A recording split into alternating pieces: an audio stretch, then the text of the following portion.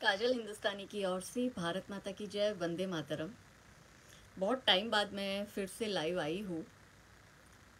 आप लोग जुड़ जाइए, फिर हम आज के विषय पे चर्चा करते हैं। ओके, तो हमारे पहले ऑडियंस दर्शक है विजय भाई पटेल। नमस्कार आपको। अब विजय भाई, क्योंकि आप पहले आए हो, ज्वाइन किए हो, तो आप ही बता दो ऑडियो वीडियो ठीक है? जय श्री राम आपको भी। ओके, वीडी हिंदुस्तानी भाई वॉच कर रहे हैं। कैसे हो भाई आप? और सब बढ़िया। सुनील चौहान जी, आपको भी जय श्री राम। राम राम आपको भी हिंदुस्तानी भाई। जैमिन मोदी जी को भी हमारा राम राम। शामी ठाकुर को भी हमारा राम राम। ओके, तो हमारे साथ हैदराबाद से, सॉरी, भाग्यनगर से हेमा जोशी जुड़ चुकी है। हेमा जी, कैसी हो बहन आप? जय श्री राम हेमा बहन, आपको भी। अशोक भाई, आपको भी जय श्री राम। ओके, तो आज का मैंने जैसे कि आज का विषय आपको बताया था कि कैसे भारत में पहले मुगलों ने कब्ज़ा किया, फिर अंग्रेज़ों ने कब्ज़ा किया, और अब वक्फ की आड़ में इस्लामिक अवैध कब्ज़ा भारत पर हो रहा है। और इसका एक जीता जागता उदाहरण, हालांकि हम तो काफ़ी वर्षों से इस विषय में बोल रहे हैं। मैं हर जगह जब कार्यक्रमों में जाती हूँ तो मैं गुजरात में कितनी जगह कब्जे हुए वो मैं बात करती हूँ। स्पेशली मैं टेम्पल्स के लिए जो है बात करती हूँ कि कौन से ऐतिहासिक मंदिरों पर इन लोगों ने जिहादियों ने कब्जा कर रखा है। लेकिन क्योंकि अभी सबकी एकदम से पूरे भारत की आंख खुली, और खास करके भारत की मीडिया की आंख खुली, क्योंकि मीडिया ये मानने को तैयार ही नहीं थी या कोई इस विषय को छूता भी नहीं था। अब हर प्राइम चैनल पर ये विषय चल रहा है। तो बात कब आई सब सामने, जब तमिलनाडु के एक जिला जिसका नाम है तिरुचिपल्ली, और उसका एक गांव है तिरुचंदुरई। ये तिरुचंदुरई में एक भाई जो है वो अपनी बेटी की शादी करवाने के लिए अपनी प्रॉपर्टी जो है बेचने गए, और सब रजिस्ट्रार के पास जाकर उसे पता चला कि ये प्रॉपर्टी तो उसकी है ही नहीं। वो तभी बेच पाएगा जब वक्फ बोर्ड से वो एनओसी लेगा, नो ऑब्जेक्शन सर्टिफिकेट। तब ये मुद्दा गरमाया, और फिर तब पता चला कि सिर्फ पूरा गांव ही नहीं, आसपास के पूरे 7 गांव पर वक्फ ने इसी तरह से कब्जा कर लिया है। और वो प्रॉपर्टी, मतलब वहाँ के जो तमिलनाडु के वक्फ बोर्ड के चेयरमैन जो है मिस्टर रहमान, वो ये कहते हैं कि रहो ना, हम रहने के लिए क्या मना कर रहे, पर ये प्रॉपर्टी हमारी है। मतलब कि एक तो अवैध तरीके से प्रॉपर्टी को दबाया, चोरी करके सीना जोरी करना, उसका जीता जागता प्रमाण है ये। इसलिए मैं आज आई हूँ कि काफी लोगों को इसको डिटेल भी नहीं पता है, तो मैं डिटेल में भी फिर थोड़ा सा बात करूंगी कि यहाँ पर इस गांव में एक मंदिर है, तिरुचंदुरई में एक मंदिर है जिसका नाम है चंद्रशेखर स्वामी टेम्पल। ये चंद्रशेखर स्वामी टेम्पल जो है वो 1400 यानी कि 1400 साल पुराना है। ये जो मंदिर है, जिसको चोला एम्पायर के यानी चोला वंश के राजा परांतका चोला ने बनाया था। और परांतका चोला ने जब इसका निर्माण किया था तो जो मंदिर की दीवार है उस पे एंशियंट लिपि में, तमिल की जो एंशियंट लिपि थी जो उस वक्त चलती थी, उस लिपि में लिखा गया है कि ये कब कब बना है, इसको कब कब रिनोवेट किया गया है, और कब कब इसका रिबिल्ड किया गया, और वो किसके थ्रू किया गया है। जो भी राजा रानी, राजा रजवाड़े महारानी, जिन्होंने जिन्होंने जो करा है वो था। अब सबसे बड़ा प्रश्न तो ये उठता है कि अगर वक्फ इस जमीन पर क्लेम कर रही है, और यहाँ तक कि चंद्रशेखर स्वामी टेम्पल पर भी क्लेम कर रही है, तो वो टेम्पल 1400 साल पुराना है, जो दीवारों पे लिखी लिपि से भी पता चल रहा है। तो 1400 साल पहले जब इस्लाम था ही नहीं तो ये इनका होता कैसे है? नंबर 1 सवाल। दूसरा ये है कि इतनी ब्रीफली उस मंदिर की दीवार पर एंशियंट हिस्ट्री को लिखा गया है, एंशियंट तमिल लैंग्वेज में लिखा गया है, और फिर भी अगर वो खुलेआम चोरी कर रहे हैं और तमिलनाडु गवर्नमेंट फिर भी इसको सपोर्ट कर रही है, तो यहाँ तमिलनाडु के लोगों को समझना होगा कि भाई आप उन लोगों पर भरोसा कर कर अपना सब कुछ सौंप रहे हो जो खुद वक्फ को आपका सब कुछ सौंप चुके हैं, और आप उन चोरों से आशा लगा रहे हो कि वो आपको न्याय देंगे। तो जो मेरे साउथ के मेरे भाई बहन हैं, खास करके तेलंगाना के, तमिलनाडु के, आंध्रा के, इन लोगों को सोचना पड़ेगा, क्योंकि वहां पे वैसे भी मंदिरों की स्थिति जो है वो दयनीय है। मंदिरों पे कब्जे भी हो रहे हैं, मंदिरों की प्रॉपर्टी को लूटा भी जा रहा है, टैक्सों को लूटा जा रहा है, और टैक्स लूटकर जो है इस्लाम के लोगों को या उसको फलने फूलने के लिए, या क्रिश्चियनिटी को फलने फूलने के लिए, और बकायदा खुलेआम धर्मांतरण भी हो रहा है। कुछ ऐसे भी केसेस सामने आए कि गांव के गांव वक्फ बोर्ड क्लेम करती है, और फिर बेचारे गरीब भोले भाले गांव वालों को ब्लैकमेल करती है कि भाई अगर तुम्हें तुम्हारी जमीन छुड़ानी है, या अगर तुम्हें तुम्हारा घर लेना है वापस, तो तुम या तो इस्लाम स्वीकार कर लो, या फिर मतलब हम ये तुम्हारी जो प्रॉपर्टी है वो कब्जे कर लेंगे। तो वो बेचारा गरीब इंसान क्या करेगा? तो धर्मांतरण का भी इसका बहुत बड़ा कनेक्शन है, आतंकवाद से भी इसका बहुत बड़ा कनेक्शन है, फॉरेन फंडिंग भी आ रहा है। और कैसे भारत को गजवाए हिंद 2047 से पहले जो पीएफआई का प्लान हमने देखा, तो गजवाए हिंद कब होगा? क्योंकि इस देश में क्या हो रहा है कि ना तो बेटियां बच रही है, ना जमीनें बच रही है। गजवा हिंद तभी होगा कि आप हर तरह से येन केन प्रकारेण भारत को चारों ओर से घेर कर इसको इस्लामिक राष्ट्र बनाने के लिए धर्मांतरण करवाओ, जमीनों पर कब्जा करो, अवैध तरीके से करो, और इसको मजबूत बनाया थैंक्स टू नेहरू गांधी परिवार। पूरा उनको क्रेडिट जाता है। एक बात का क्रेडिट इनको पूरा जाता है कि देश को बिकवाने में इस परिवार का, इस कांग्रेस पार्टी का बहुत बड़ा हाथ था। कैसे? तो जब अंग्रेज थे, ब्रिटिशर थे, आप थोड़े इतिहास में जाइए कि 1921 में ब्रिटिशर्स ने वक्फ बोर्ड का गठन किया था। 1954 में इसको नेहरू गांधी ने पास किया था। फिर 1995 में इसको मुस्लिम्स के तरफ और ज़्यादा पावरफुल कर दिया और मोर फेवरेबल बना दिया मुस्लिम के लिए। और 2013 में यही कांग्रेस पार्टी ने इसको संसद में लाके पारित किया। और इसकी जो सेक्शन है वो आप समझिए, इसकी सेक्शन 40 क्या कहती है?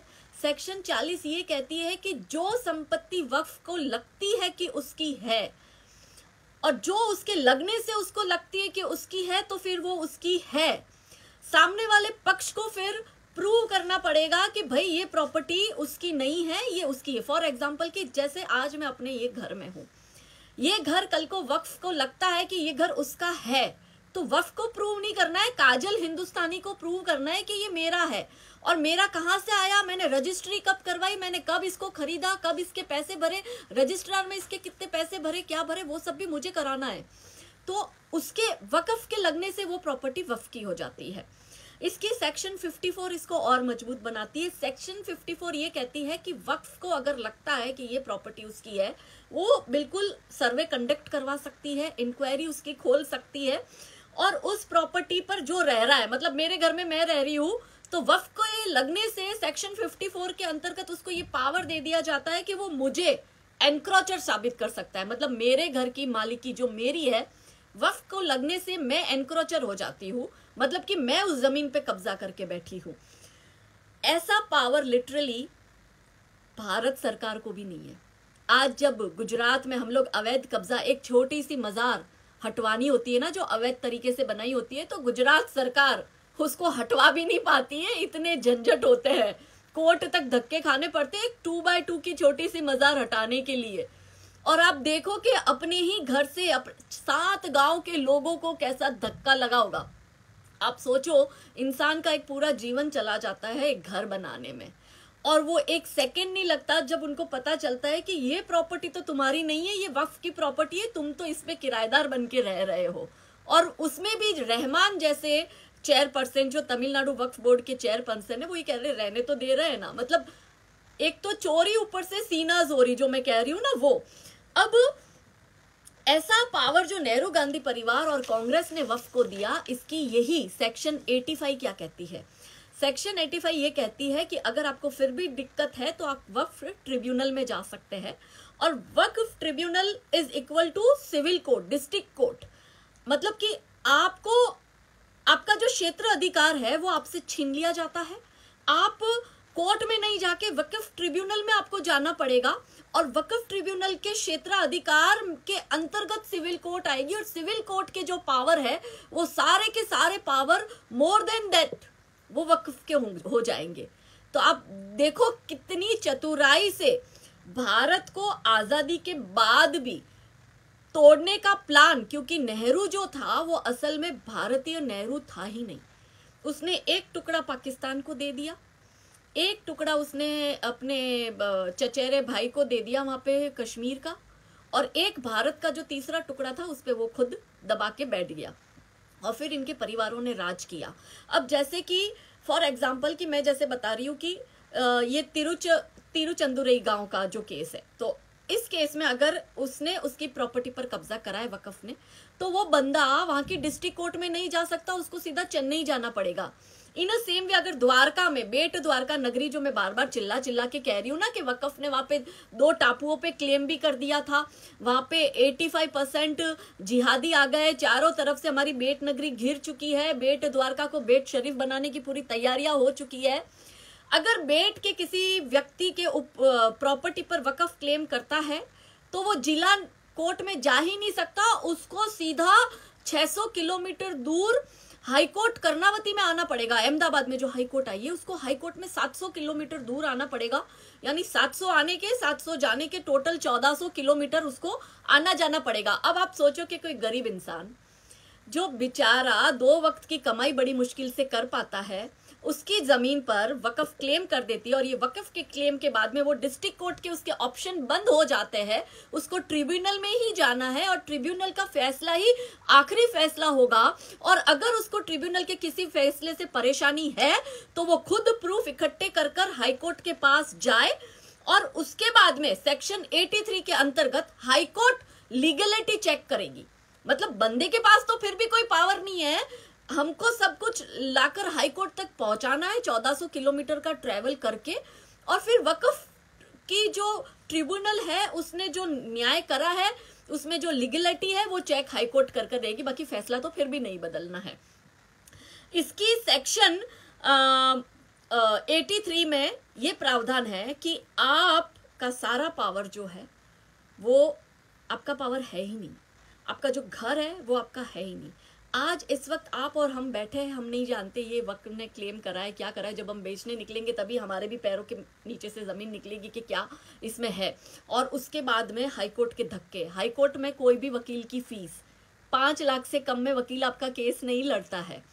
तो गरीब आदमी का तो बेचारे का घर भी गया, पैसा भी वो धक्का खा रहा है। हाईकोर्ट क्योंकि सेंटर्स में होती है ना, जिले का जो कैपिटल होता है वहीं पे ही हाईकोर्ट होती है, तो वहां तक का उसको धक्का खाना, उतना भाड़ा भी देना, वो फिर गरीब बेचारा क्या करेगा, इस्लामी स्वीकार करेगा ना, क्योंकि पावर्स तो कुछ रहे नहीं।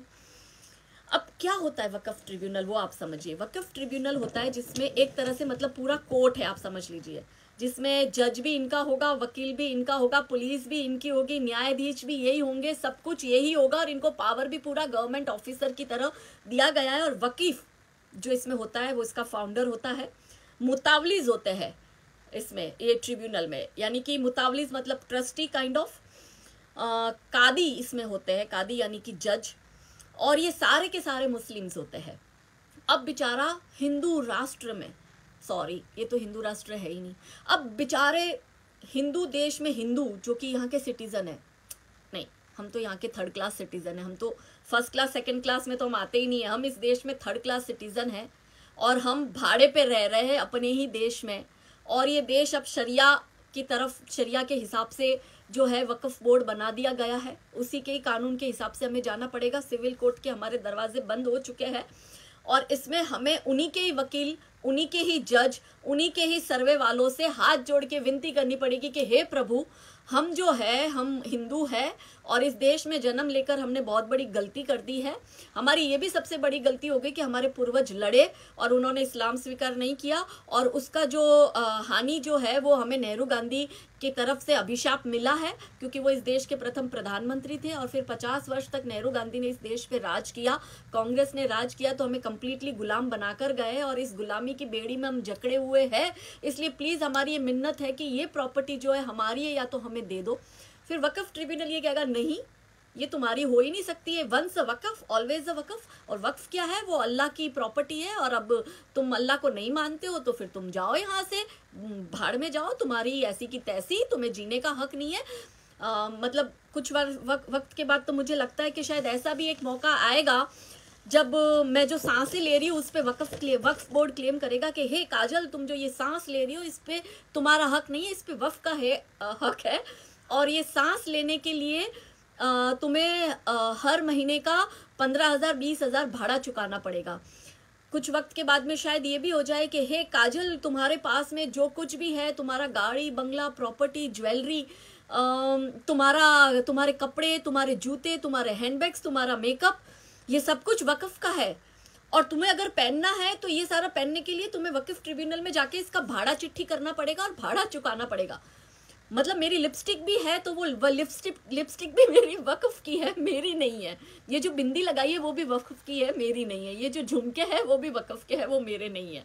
आगे जाके ये भी होगा, आगे जाके मेरे बोलने पे भी मुझे लगता है कि मुझे जितने शब्द बोलने पड़ेंगे उसकी मुझे जो है या तो पेनल्टी भरनी पड़ेगी या मुझे उसका भाड़ा चिट्ठी लेकर वक्फ को चुकाना पड़ेगा कि अगर मेरे को दिन में सिर्फ 500 शब्द बोलने की परमिशन है और 500 शब्द बोलने के हिसाब से मुझे रोज का 50 रुपया जो है वक्फ को देना पड़ेगा। यही होगा, क्योंकि हम तो थर्ड क्लास सिटीजन है और हिंदू इतना मतलब कि घोर निद्रा में सोया हुआ है कि जब पैरों के नीचे से जमीन खिसकती है तब हम बोलते हैं ना तो हम पर हंसते हैं लोग। मैं पहले लव जिहाद पे बोलती थी, लोग हंसते थे, नहीं नहीं नहीं लव जिहाद तो कुछ नहीं होता है, लव जिहाद की ये क्या बकवास कर रहे हैं, ये तो बहुत ही एक्सट्रीमिस्ट है, ये ऐसी बकवास। अब सब लव जिहाद को मान रहे।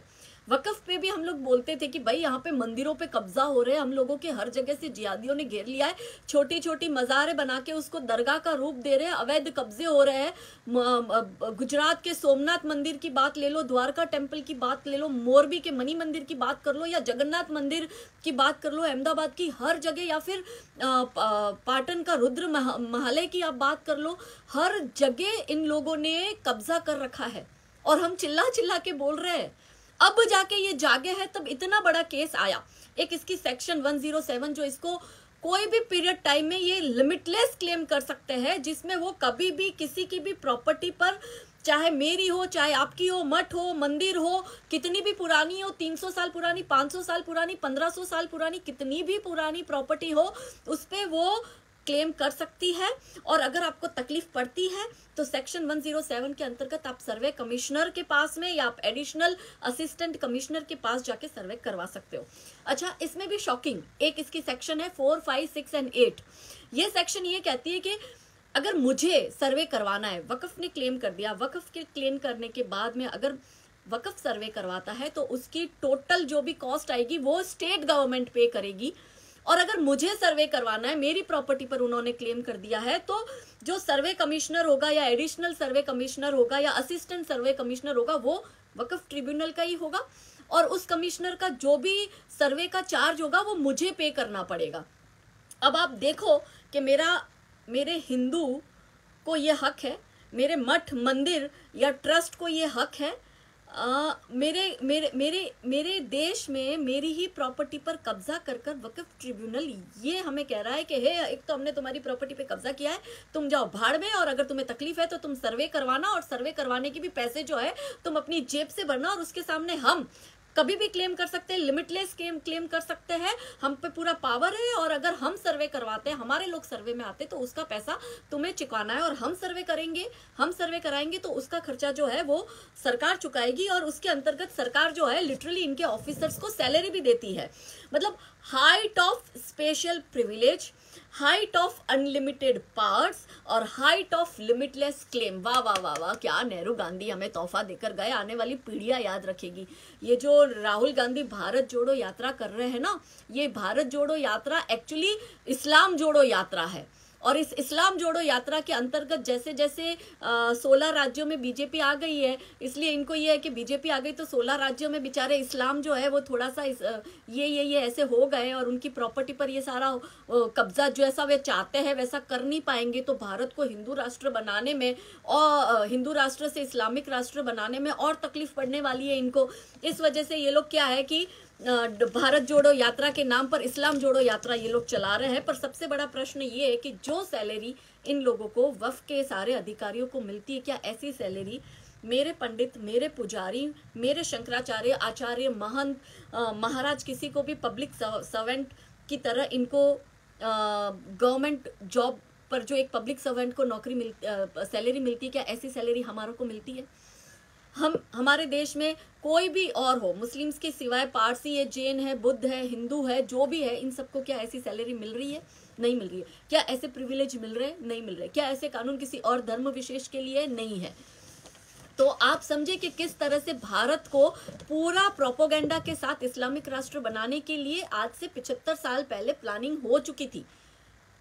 अब कुछ एक एग्जाम्पल मैं आपके सामने देती हूँ, कुछ एक इसी से रिलेटेड, कि जैसे अभी हमने देखा था गणपति में, बेंगलुरु में ईदगाह मैदान वाला जो मैटर आया था, बहुत उछला था कि हिंदुओं को मना कर दिया था कि आप यहाँ पे 2 दिन के लिए गणपति नहीं ले सकते, हिंदुओं को परमिशन लेनी पड़ेगी मुस्लिम से, क्योंकि ईदगाह मैदान जो है वो रोड एंड बिल्डिंग्स डिपार्टमेंट की प्रॉपर्टी थी। उस प्रॉपर्टी पर इन लोगों ने नमाज पढ़नी शुरू कर दी अवैध तरीके से। और क्योंकि ये लोग वहां पे नमाज पढ़ते हैं, इसलिए वंस जो नमाज पढ़ रहा है वो अल्लाह का बंदा है, और अल्लाह का बंदा है मतलब वो वक्फ की प्रॉपर्टी, और वंस वक्फ ऑलवेज अ वक्फ, और वक्फ प्रॉपर्टी हो गई मतलब कि हिंदू तो फिर तो उसका तो कुछ अस्तित्व ही नहीं रहता है। तो इसमें जो है हिंदू पक्ष गया हाई कोर्ट में। तो हाई कोर्ट में जो है हिंदू को के फेवर में आया कि नहीं भाई, ये प्रॉपर्टी जो है सबकी है, पूरा शहर इसको यूज कर सकता है, अगर मुस्लिम इसमें बैठ के नमाज पढ़ते हैं तो हिंदू भी इसमें गणपति पूजा कर सकता है।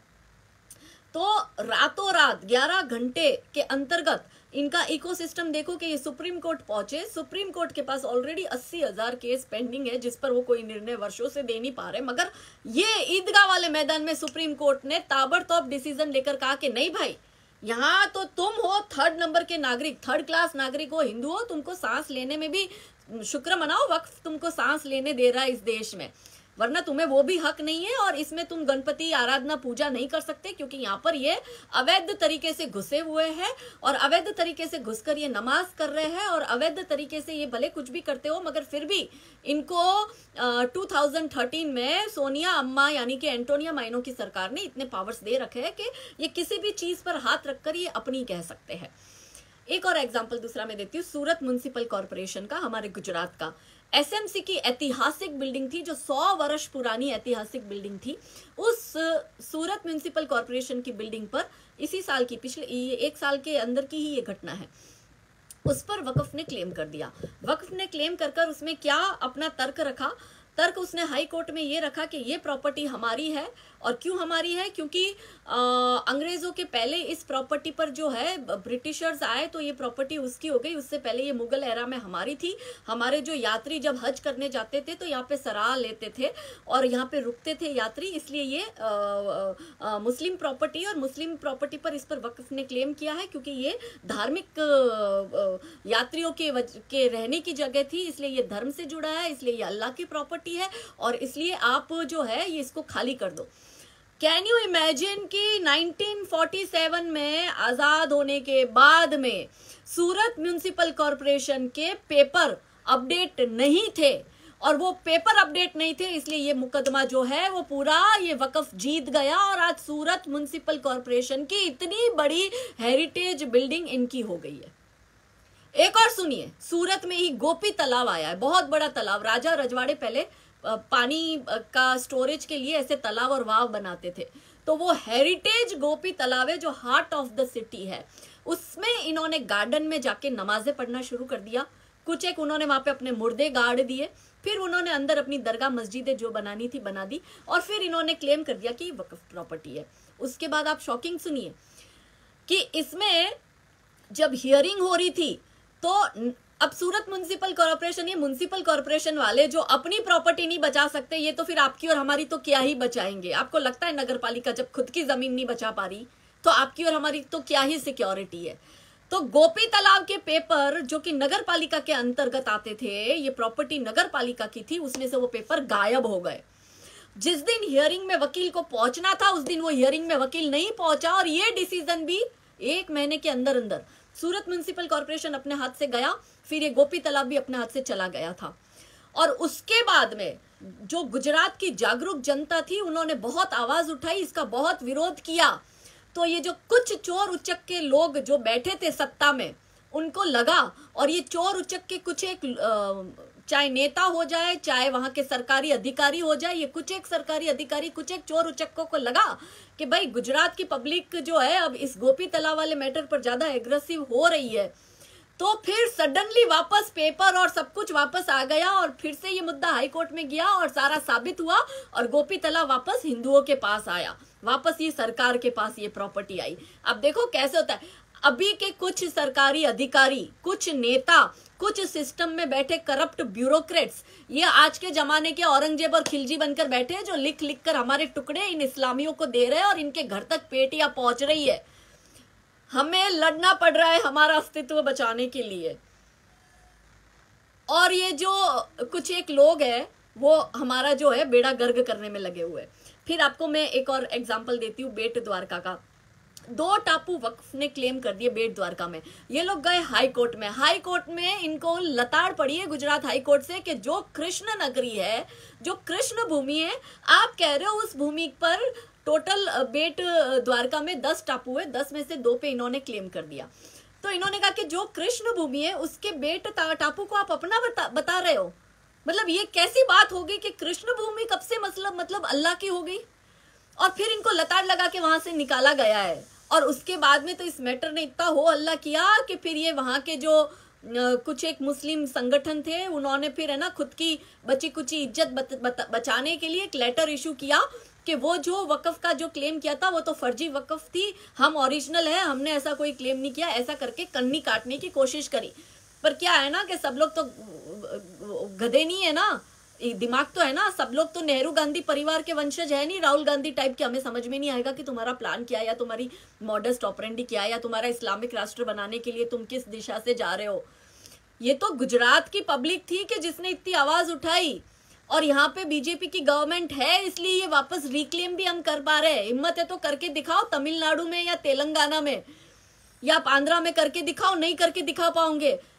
आप सोचिए कि भाजपा राज्य में अगर इतना संघर्ष करना पड़ रहा है तो उन राज्यों की क्या हालत होगी जहां भाजपा का राज्य नहीं है। वहां तो आप सोचो कि वहां के नागरिक तो सब कुछ बेचारों का लूट चुका है, सब कुछ खत्म हो चुका है। यहाँ पे कम से कम हमारी सुनते तो है, देर से ही सही एक्शन तो होता है। वहां पे तो वो भी नहीं होता अगर किसी और की गवर्नमेंट है तो, नॉन बीजेपी गवर्नमेंट है तो। That's the fact. बहुत से लोग कमेंट में लिखते हैं बीजेपी क्या कर रही है, बीजेपी क्या कर रही है। मैं एक बात बताती हूँ कि कुछ एक लोग एक ऐसे सिस्टम में है, इस सिस्टम में कि वो कुछ एक लोग अपने पावर का दुरुपयोग करते हैं और कहते हैं ना कि power corrupts and absolute power corrupts absolutely. ये जो कोर्ट है अंग्रेजी में, ये इस पे साबित होता है।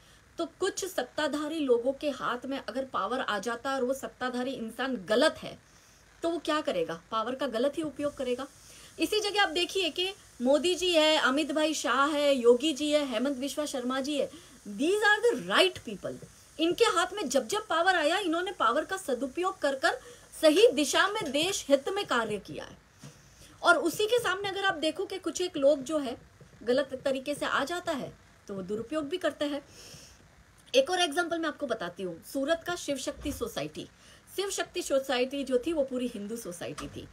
उसमें एक मुस्लिम घुस गया और उसने जो है वो मकान जो है सोसाइटी के अंदर मकान था वो अपने नाम पर करवा दिया। अब क्या उसका रीजन रहा होगा, वो बंदा हिंदू बंदे ने क्या मतलब ब्याज में आ गया चक्कर में या पता नहीं किस चक्कर में आया, उसने मकान उसको बेच दिया।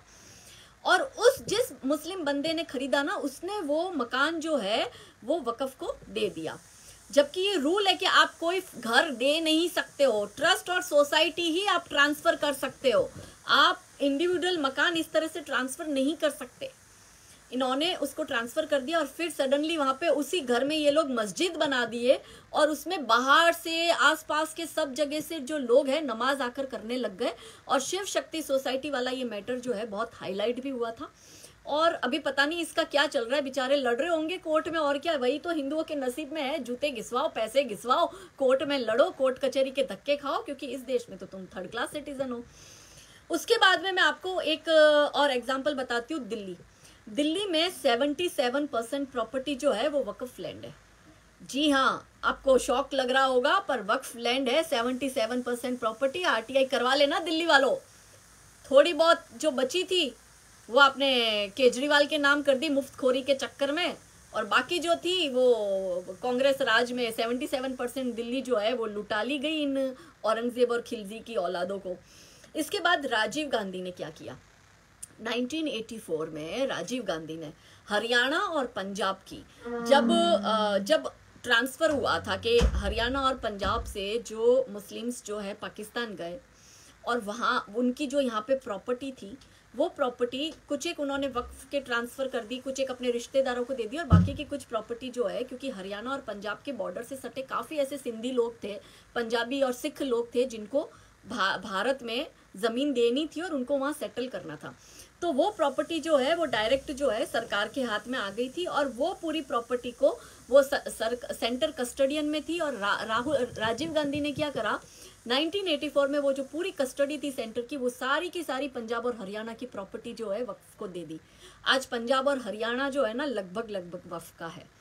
और अब वो जब भाड़े चढ़ा रहा है ना 25,000 और 30,000, तब जाके तो पंजाब और हरियाणा वाले जागे कि अरे ये क्या, हमारे जिस घर में हम रह रहे, जो हमारा घर है उसका हमें 25,000 30,000 टैक्स देना है। और क्यों देना है? क्योंकि वो वक्फ लैंड है। और क्यों वक्फ लैंड है? क्योंकि राजीव गांधी ने 1984 में जो सेंटर कस्टडियन थी वो कस्टडी इन लोगों को दे दी। अब समझे? अब मैं आपको इससे भी शॉकिंग बताती हूँ। ये जो तिरुचपल्ली गांव है जो तमिलनाडु का, इस गांव में पीएम आवास योजना आई, जिस पर अभी क्लेम किया है, जिससे ये सारा खुला। तो वहाँ पर सबसे बड़ा प्रश्न ये उठता है कि अगर ये वक्फ लैंड था तो पीएम आवास योजना क्यों आई? क्योंकि आवास योजना तो गवर्नमेंट लैंड पे ही आती है। और अगर गवर्नमेंट लैंड है और जिस पे आवास बना दिया है गवर्नमेंट ने, और ये वक्फ एक तरफ से ये कह रहा है कि पूरा का पूरा गांव जो 350-400 एकड़ का है, वो पूरा का पूरा गांव, साथ में आसपास के 6-7 गांव और उसके है। तो यहाँ पे सबसे बड़ा सवाल ये उठता है कि क्या तमिलनाडु गवर्नमेंट को ये बात नहीं पता थी? दूसरी बात यहाँ पे ये साबित होती है कि वक्फ यहाँ पे पूरा झूठ बोल रहा है और जाली दस्तावेज है। क्योंकि अगर पीएम आवास योजना वहाँ आई है तो वहाँ पे पूरे फैक्ट्स चेक होते हैं। कोई भी वक्फ की ज़मीन पर या किसी और की ज़मीन पर पीएम आवास योजना आ ही नहीं सकती है। तो यहाँ पे इनका ये झूठ पकड़ा जाता है। एक और है कि वक्फ जो आज भारत में इतना फल फूल रहा है, बहुत सी ऐसी इस्लामिक कंट्री है कि जहाँ पे वक्फ है ही नहीं, जैसे Turkey, Libya, Egypt, Lebanon, Sudan, Syria, Iraq, Tunisia, Jordan, यहाँ पे वक्फ है ही नहीं, जो एक्चुअली इस्लामिक राष्ट्र है। तो फिर भारत में इसके लाने के पीछे की मंशा क्या थी? देखिए, ब्रिटिशर्स को अच्छे से पता था कि भारत में जो हिंदू रिलीजियन है ये अपने आप में इतना वास्ट रिलीजियन है, और इस धर्म का साइंटिफिक, ये धर्म अपने आप में एक साइंटिफिक धर्म है। और अगर सबको अपना डोमिनेंस तो प्रूव करना होता है तो उनको अपनी क्रिश्चियनिटी प्रूव करनी थी, या वो चाहते थे कि हर जगह क्रिश्चियनिटी का बोलबाला रहे। इस्लाम चाहता है हर जगह इस्लाम का बोलबाला रहे। और क्योंकि हमारे धर्म को कम्प्लीटली खत्म करना था, इसलिए कम्युनिस्ट इस्लामिस्ट एजेंडा के अंतर्गत ये पूरा जो है रचा गया था। अब इसका मैं आपको एक उदाहरण देती हूँ कि जिसको हम इससे जोड़ सकते हैं। जब हमारा पार्टीशन हुआ तो वहाँ से लोग यहाँ पे ट्रांसफ़र हुए और यहाँ से लोग वहाँ पे ट्रांसफ़र हुए, तो भारत में एनिमी प्रॉपर्टी एक्ट बना। एनिमी प्रॉपर्टी एक्ट क्या था? एनिमी प्रॉपर्टी एक्ट 1968 क्या था कि जब 65 और 71 के बाद में जब लोग पाकिस्तान शिफ्ट हुए, तो यहाँ पे जो उनके रिश्तेदार थे, या तो उनके नाम पे उन्होंने ट्रांसफ़र कर दी थी जगह, या वक्फ को ट्रांसफ़र कर दी थी, अपने भाई भतीजे रिलेटिव को ट्रांसफ़र कर दी थी। तो 1968 में एनिमी प्रॉपर्टी एक्ट बना। अब हुआ क्या कि मैं आपको इसमें 2 एग्जाम्पल देती हूँ। सबसे पहला एग्जाम्पल है उत्तर प्रदेश के राजा महमूदाबाद का। जब पार्टीशन हुआ, इसके बाद में क्या हुआ कि राजा महमूदाबाद जो है वो शिफ्ट हो गए पाकिस्तान।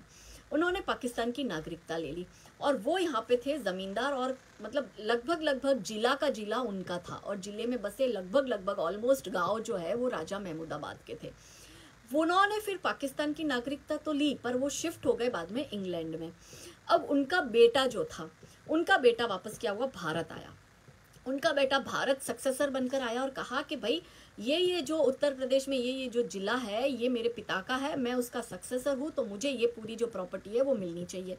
हमारे देश में एनिमी प्रॉपर्टी एक्ट बना हुआ था कि जो वहाँ पे चला गया है तो उसकी जो यहाँ पे प्रॉपर्टी अगर है तो वो डायरेक्ट सरकार की है, वो एनिमी प्रॉपर्टी गिनी जाएगी, तो वो सरकार के हस्तक्षेप में आएगी।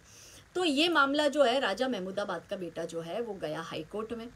अब मीनवाइल इसके बीच में क्या हुआ कि समाजवादी पार्टी की सरकार थी, तो उन्होंने उसको ज़्यादा आइडिया दिया, एक काम करके तुम यहाँ की नागरिकता ले लो। उस वक्त सेंटर में भी कांग्रेस की सरकार थी, तो कि हाँ भाई उनको नागरिकता भी मिल गई राजा महमूदाबाद के बेटे को, और नागरिकता मिल गई इसलिए हाई कोर्ट में मैटर गया। तो हाई कोर्ट ने ये कहा कि भाई आप इसको एनिमी प्रॉपर्टी तो कह ही नहीं सकते, नंबर 1, क्योंकि राजा महमूदाबाद का बेटा आपका एनिमी हो ही नहीं सकता, क्योंकि वो तो इस देश का सिटीजन है, आपने ही उसको सिटीजनशिप दी है, सरकार को ये कहा। दूसरी चीज़ ये कही कि भाई उसके पिता की जो प्रॉपर्टी है उस पर वो उसका बेटा है, तो वो उसका सक्सेसर है, तो वो क्लेम भी कर सकता है, तो ये भी बात सही है। तो फिर क्या हुआ, वो केस जो है वो हारे, और वो जो पूरी की पूरी प्रॉपर्टी थी लगभग जिला का जिला वो राजा महमूदाबाद के बेटे को मिल गया। फिर क्या हुआ, 2017 में योगी जी आए, और योगी जी ने इस मुद्दे को देखा, और योगी जी ने क्या कहा कि ठीक है भाई, ये जो तुम्हारा मतलब, योगी जी फिर गए सुप्रीम कोर्ट में कि ठीक है भाई, ये प्रॉपर्टी मान लेते हैं, ये एनिमी भी नहीं है और इसकी है, ये सक्सेसर भी है, लेकिन यूपी में एक कानून और भी है, लैंड सीलिंग एक्ट, और उसमें जो है जो ज़मींदार लोग हैं उसके लिए वो कानून बना हुआ है कि ज़मींदारी रिवॉल्यूशन एक्ट, और उस एक्ट के अंतर्गत आप कोई भी ज़मींदार 12.5 एकड़ से ज़्यादा जगह रख ही नहीं सकता। तो ये मैटर में सुप्रीम कोर्ट में राज्य सरकार की जीत हुई, और राजा महमूदाबाद को जो हाई कोर्ट से लगभग जो पूरी ज़मीन मिल चुकी थी वो वापस ज़मींदार रिवॉल्यूशन एक्ट के अंतर्गत, लैंड सीलिंग एक्ट के अंतर्गत योगी जी ने बड़ी चतुराई से अच्छा कार्य करते हुए, अच्छा नेतृत्व करते हुए सिर्फ 12.5 एकड़ उसको दी और बाकी सारी प्रॉपर्टी ले ली। और आजम खान वाला जो किस्सा आपको अभी लेटेस्ट है कि आजम खान अभी बेल पे छूट के आया है। आजम खान ने क्या किया था, जब समाजवादी पार्टी की सरकार थी और वो होम मिनिस्टर थे आजम खान उत्तर प्रदेश के, तब आजम खान ने इसी तरह से जो वो उन्होंने मुस्लिम यूनिवर्सिटी बनाई थी, उन्होंने आसपास के सारे मुसलमानों से गैर तरीके से वक्फ के नाम पर वो प्रॉपर्टी ट्रांसफ़र करवाकर उसको बहुत बड़ा मतलब कि kind of university, kind of Madrasa type, Aligarh Muslim university कैसी मतलब पर्टिकुलर ये मुस्लिम यूनिवर्सिटी बना दी थी पूरा गैर कानूनी तरीके से। तो जब योगी जी आए तो ये मैटर भी गया इलाहाबाद हाई कोर्ट में, और इलाहाबाद हाई कोर्ट ने लताड़ लगाते हुए कहा कि आप ऐसे अवैध तरीके से, क्योंकि क्या होता है ना कि वक्फ को भी साबित तो करना पड़ेगा कि सक्सेसर इससे पहले कौन था, इसका कैसे ट्रांसफ़र हुआ है, ट्रांसफ़र ऑफ प्रॉपर्टी का क्या है, बोनाफाइड ट्रांसफ़र है कि नहीं है, तो वो तो कोई इन लोगों के पास थे ही नहीं। तो साबित हो गया कि ये गैर तरीके से ट्रांसफ़र किया हुआ है, तो वो सारा का सारा ध्वस्त हुआ। योगी जी ने बुलडोज़र घुमाया था इतनी बड़ी प्रॉपर्टी पर, आपको याद भी होगा, और वो सारा का सारा प्रॉपर्टी योगी जी ने अपने हस्तक में ली, और आजम खान जेल में गया। 2.25 साल 2.5 साल आजम खान जेल में रहकर अभी बेल पर छूटकर आया है, हेल्थ उसका इशू दिखाकर, लेकिन उसको सज़ा आज नहीं तो कल होनी है, क्योंकि कोर्ट में केस खत्म नहीं हुआ, और साथ में कोर्ट में ये भी टिप्पणी की है कि सज़ा तो आपको होनी ही है, आप अभी मेडिकल ग्राउंड पे आपको बेल दी जा रही है। तो ये एक बहुत अच्छा था। फिर आपको मैं एक और चीज़ बताती हूँ कि फिर मोदी जी भी होशियार अपने, जब ये पूरा राजा महमूदाबाद वाला केस और ये सारे केस आजम खान के और जब सामने आए, और उत्तर प्रदेश में जब योगी गवर्नमेंट आई, तो फिर जो 1968 एनिमी प्रॉपर्टी एक्ट 1968 था, उसमें नरेंद्र भाई मोदी ने एक संशोधन लाया। क्या संशोधन लाया कि 1968 के बाद जो भी व्यक्ति पाकिस्तान गया है, फिर भले भारत में उसका चाचा रहे, भतीजा रहे, बीवी रहे, वक़्फ़ हो, जो भी हो, बेटा हो, रिश्तेदार हो, वो उस प्रॉपर्टी को ट्रांसफ़र कर ही नहीं सकता। वो प्रॉपर्टी बाय डिफ़ॉल्ट गवर्नमेंट की हो जाती है, और उसी के अंतर्गत अभी योगी जी 1968 के बाद ऐसे जो भी सक्सेसर गलत क्लेम कर उस प्रॉपर्टी पे बैठे, इंक्लूडिंग राजा महमूदाबाद का बेटा, वो सारी प्रॉपर्टी राज्य सरकार अपने कंट्रोल में रह रही है शांति से। योगी जी ने कितना बड़ा काम कर लिया है, मोदी जी ने कितना बड़ा काम कर लिया संशोधन लाके, तुम्हें पता भी नहीं है। बस कुछ एक जो मोदी विरोधी लोग हैं, छोटी छोटी बात में मोदी क्या कर रहा है, बीजेपी क्या कर रही है, क्या इसलिए वोट दिया था, और ऐसे करके हो अल्लाह मचाते हो। पर इनसाइड स्टोरी ये भी है, हर सिक्के के 2 पहलू होते हैं। आप उस पहलू को देखकर चिल्लाने तो लग जाते हो जो आपको दिखाई देता है, पर जो नहीं दिखाई देता उसमें आप कोशिश भी नहीं करते कि उसकी तह तक जाए या उस बात को जाने परखे। बस ब्लेम, मोदी क्या कर रहा है, बीजेपी क्या कर रही है, मोदी क्या कर रहा है, बीजेपी, अरे वो है ना। तब तो अब अगर आज कांग्रेस होती ना, तो आप बिलीव नहीं कर सकते कि 10 साल और कांग्रेस को दे दिए होते ना 2014 के बाद, तो आप और हम सब बिक गए होते हैं, समझ गए। तो ये जो 8 साल में जो बचा कर रखा है ना, आप और हम अभी बचे हुए हैं ना, तो वो मोदी जी की ही देन है। इतना उनका थैंकफुल रहो, इतने ग्रेटफुल रहो उनके। फिर मैं आपको एक और आपको इसका इंसिडेंट बताती हूँ कि जब पार्टीशन हुआ था तो उस वक्त क्या था कि टोटल 42 लाख स्क्वायर किलोमीटर जगह थी। अब हुआ क्या कि जो भारत से जो मुसलमान पाकिस्तान चले गए तो 10 लाख स्क्वायर किलोमीटर जगह ऑलरेडी पाकिस्तान का टुकड़ा बनाकर उन लोगों को दे दी गई थी। अब होना क्या था कि पूरा ट्रांसफर होना था, मुस्लिम वहाँ जाने थे, हिंदू यहाँ जाने थे, बट नेहरू ने ये होने नहीं दिया। उसके पीछे ये साजिश थी कि भाई ये नारा लगाते हैं ना कि लड़के लिया पाकिस्तान हंस के लेंगे हिंदुस्तान, तो वो तब से प्लानिंग चली आ रही थी।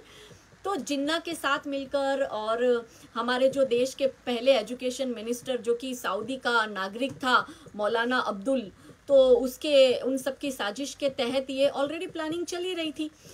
तो इन्होंने क्या किया कि 42 लाख स्क्वायर किलोमीटर के सामने पाकिस्तान को 10 लाख स्क्वायर किलोमीटर जगह दे दी जो वहाँ चले गए।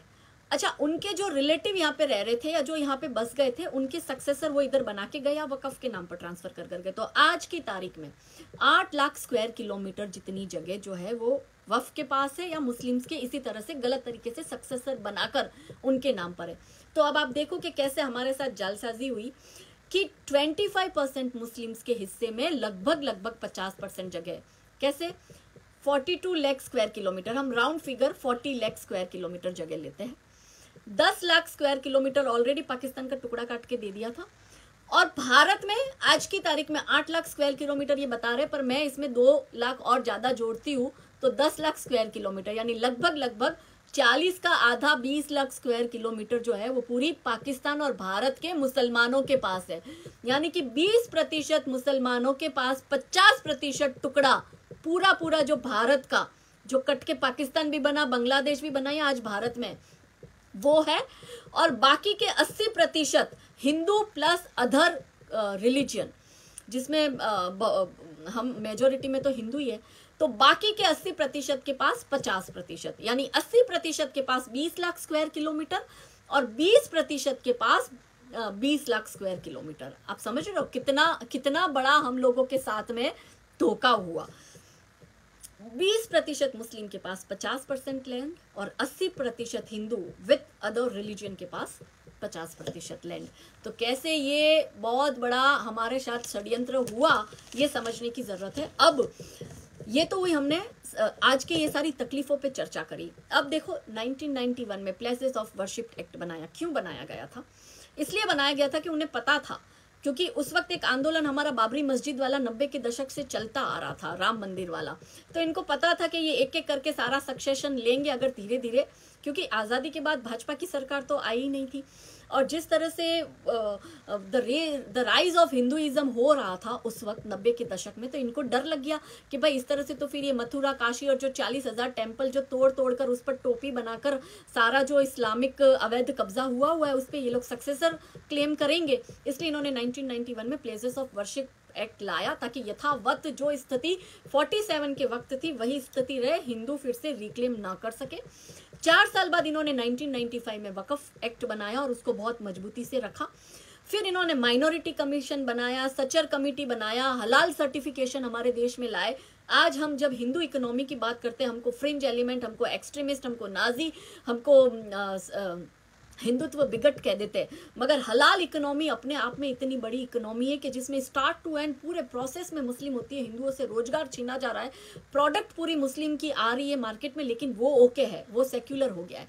और उसके सामने अगर हम इनके आर्थिक बहिष्कार की बात कर लेते हैं तो हम तो सडनली एक्सट्रीमिस्ट हो जाते हैं, हम तो फ्रिंज एलिमेंट हो जाते हैं। अब ये सारे हिंदू विरोधी जो भी एक्ट है, समय आ गया है कि अब इनको कंप्लीटली खत्म किया जाए।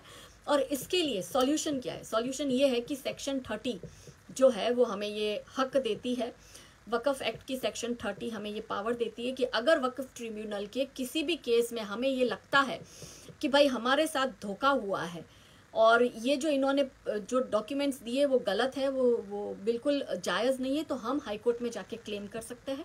एक और है सल्यूशन की सरकार को जल्द से जल्द संशोधन लाना चाहिए। जैसे सरकार 1968 एनिमी प्रॉपर्टी एक्ट 1968 में मोदी सरकार ने 2017 में संशोधन लाया था, उसी तरह से इसमें 1995 में और 2013 वाले जो एक्ट है उसमें वो संशोधन लाकर पहला तो सिविल कोर्ट का जो ज्यूरिडिक्शन है उसको वापस ले आए, क्योंकि हर इंसान के बस का नहीं है हाई कोर्ट के धक्के खाना और वक्फ ट्रिब्यूनल में चोरों के पास में ही पूरी वो जांच पड़ताल कराना।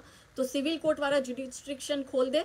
दूसरा एक ये भी सरकार कर सकती है कि वक्फ सिर्फ उसी प्रॉपर्टी पे क्लेम करेगा जो मुस्लिम प्रॉपर्टी है, नॉन मुस्लिम प्रॉपर्टीज पर वो कोई क्लेम नहीं कर सकते।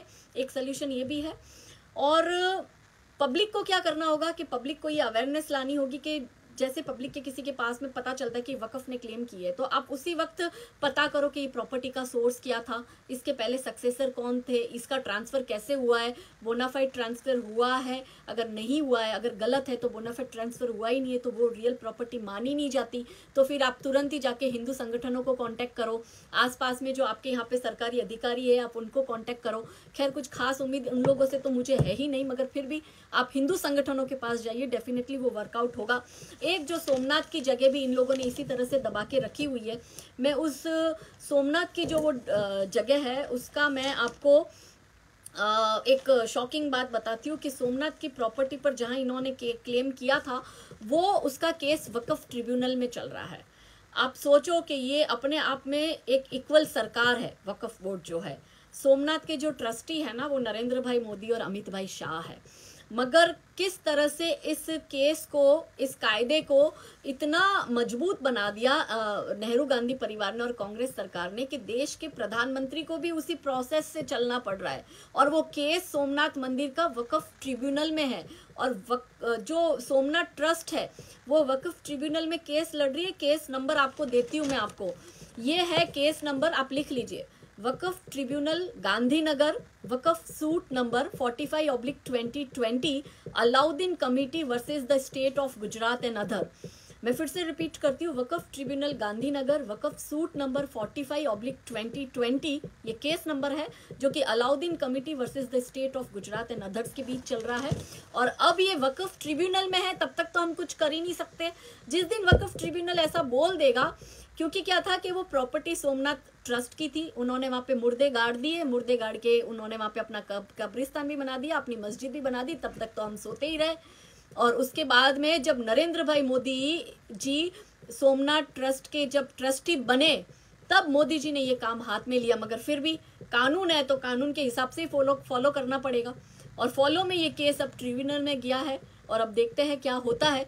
तो मैं आज आपको यही जानकारी देने आई थी, लेकिन सचेत हो जाइए, आपके आसपास क्या हो रहा है ध्यान रखिए। पता चला, आँख खुली तो मालूम चल गया कि भाई ना ये ज़मीन मेरी है, ना मेरा आसमान है, ना ये घर मेरा है, ना ये मकान मेरा है, ना ये 4 व्हीलर मेरी है, ना ये सांसें मेरी है, ना कल को तो ये कह देंगे आकर के वक्फ तो तुम्हारे घर की औरतों और बीवियों पर भी और पत्नियों पर भी और बेटियों पे भी कब्जा करने लग जाएगा कि भाई तुम्हारी पत्नी तुम्हारी नहीं है, ये तो वक्फ प्रॉपर्टी है, तुम्हारी बेटी तुम्हारी नहीं है, ये वक्फ। वो दिन आएगा। इस्लामिक आक्रामकता जिस तरह से भारत में तेज गति से बढ़ रही है, ये दिन भी आएगा। और अगर आपको लगता है कि आप अपने एक लाला लैंड में जी रहे हो और आपको लग रहा है कि नहीं कुछ ज़्यादा ही ये लोग कर रहे हैं, कुछ ज़्यादा ही वो कर रहे हैं, तो फिर भाई ऐसा है, जिस दिन रोंगे ना उस दिन तुमको याद आएगी हिंदू संगठनों की और फिर भागते हुए जाओगे। पहले हम कहते थे ना लव जिहाद में, तो हम बोलते थे ना, सब हंसते थे। आज मैं आपको बता रही हूँ, मैं गुजरात में रहती हूँ, गुजरात के लगभग हर एक समाज में अब समाज के लोग इकट्ठा होके लव जिहाद पर बाकायदा कार्यक्रम करने लगे। मैं खुद जाती हूँ उन कार्यक्रमों में, मुझे बुलाया जाता है कि प्लीज़ आप आके एडवाइस करिए, गाइड करिए, क्या करें हमारी महिलाएं, कैसे हम इन जिहादी आतंकवादियों से अपने आप को बचाएं। देखिए ये जिहादी वायरस है, जैसे कोरोना वायरस से कोई नहीं बचाना, इस जिहादी वायरस से कोई नहीं बचना है। आज ये वायरस बाजू के पड़ोसी के घर में है, कल ये हमारे घर भी आएगा। इसलिए सबसे पहले तो आप ये काम करिए कि आप जो बड़ी हिंदू संगठन है, जो बड़े लेवल के हिंदू संगठन हैं, आप उन हिंदू संगठनों से जुड़िए और उनके साथ जुड़कर आप डे टू डे एक्टिविटी में या एटलीस्ट हफ्ते में एक बार उनके साथ बैठिए, काम करिए, तब आपको पता चलेगा। सरकार अपना काम कर रही है, मोदी जी योगी जी बहुत अच्छे से अपना काम कर रहे हैं, नरेंद्र भाई मोदी है ना, इसलिए सोच लो कि ये पिछले 8 साल में हम लोग इतने सुरक्षित हुए। चाहे डिफेंस में देख लो हमारी सुरक्षा इतनी है, इंटरनल आतंकवादी हमले इतने होते थे वो सारे बंद हो गए। अब ये क्या करते, छुटमुट्टी ऐसे ये लोग टारगेट किलिंग करते हैं, सर तन से जुदा वाली जो ये हरकतें करते हैं, मगर हमको कितनी सेफ्टी दी है। आज अगर मोदी जी नहीं होते ना और 10 साल और कांग्रेस इस देश में रही होती ना, 2014 से 2024 तक, गारंटी है बिक गए होते हैं आप और हम सब लोग। ये पूरी प्लानिंग थी। और ये 2047 की PFI का जो मेमोरेंडम आया है बाहर, वो ऐसे ही नहीं आया, वो पहले से बनी हुई थी। इसलिए सच्चर कमेटी बनी, इसलिए तो मुस्लिम लीग बनी, इसलिए तो मुस्लिम पर्सनल लॉ बोर्ड बने, इसलिए तो ये वक्फ एक्ट बना। ये सब उसी दिशा के कार्य थे कि कैसे, क्योंकि आप कंप्लीटली तो सब मुसलमानों को दे नहीं सकते थे 47 में, क्योंकि हिंदुओं की आबादी ज़्यादा थी, इसलिए इन लोगों ने एक टुकड़ा अलग कर कर, उनको अलग कर कर फिर अपने ही लोग भारत में छोड़े। ये स्लीपर सेल है इनके भारत में, जो इस्लामिक राष्ट्र बनाने की कोशिश कर रहे हैं। शायद वो स्लीपर सेल आपका बहुत अच्छा अब्दुल दोस्त भी हो सकता है, आपको लगेगा वो तो मेरा बहुत अच्छा दोस्त है, लेकिन अब्दुल का एजेंडा बहुत क्लियर है।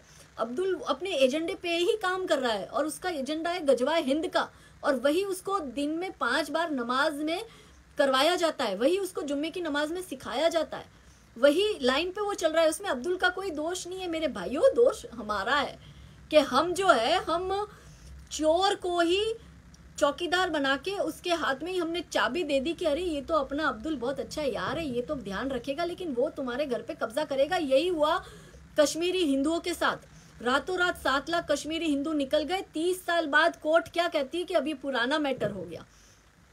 आज वहां पे 40,000 रोहिंग्या और बांग्लादेशी बस चुके हैं, मगर हिंदू बेचारे वहां पे बसने जाते हैं तो ये नाम पूछ पूछ के ये आतंकवादी उनको मारते हैं। और फिर मॉडरेट मुस्लिम क्या कहते हैं, हमने थोड़ी ना किया है, रेडिकल ने किया है, हम तो ऐसे नहीं है ना। मैं खुद मानती हूँ सब ऐसे नहीं है, लेकिन इनको शय कौन दे रहा है, मॉडरेट मुस्लिम ही दे रहे हैं ना। जिहादी आतंकवादी तालिबानी तत्वों को आप आइसोलेट क्यों नहीं करते हो, क्यों आप आके, क्यों आज तक कोई मुस्लिम समाज का हर छोटी बात पे फतवा निकालते हैं, क्यों इस समाज का आकर अपने ही समाज के लड़कों के नाम पर फतवा नहीं निकालते कि खबरदार जो हिंदुओं की लड़कियों को उठा के ले गए, खबरदार जो तुमने लव जिहाद किया, तो खबरदार जो तुमने लड़कियों को मारा काटा या इनको ह्यूमन ट्रैफिकिंग में बेचा या सेक्स रैकेट में बेचा या इनके साथ गलत किया, ऐसे क्यों नहीं फतवे ये लोग निकालते। क्यों इनका कोई भी नेता, एमएलए, इनका मौलाना, इनका कोई भी बड़े से बड़ा लीडर ये आके क्यों नहीं कहता खुले में कि भाई तुम लव जिहाद करना बंद करो। क्यों अपने मुस्लिम लड़कों को ये नहीं बोलता, एजेंडा है भाई। और फिर यही लोग ऐसा बोलते कि हम ऐसे नहीं है, कुछ एक लोग ऐसे हैं, तो वो कुछ एक लोग को आप सुधारते क्यों नहीं हो। तो मैं यही कहने आई थी। उम्मीद करती हूँ कि भाई आज के इस सेशन से काफ़ी चीज़ें मैंने एक्सप्लेन करी होगी जो मैं अपने लेवल से कर पाई। बस सचेत रहिए, जागरूक रहिए। भारत माता की जय, वंदे मातरम, जय जय श्री राम, जय जय हिंदू राष्ट्र।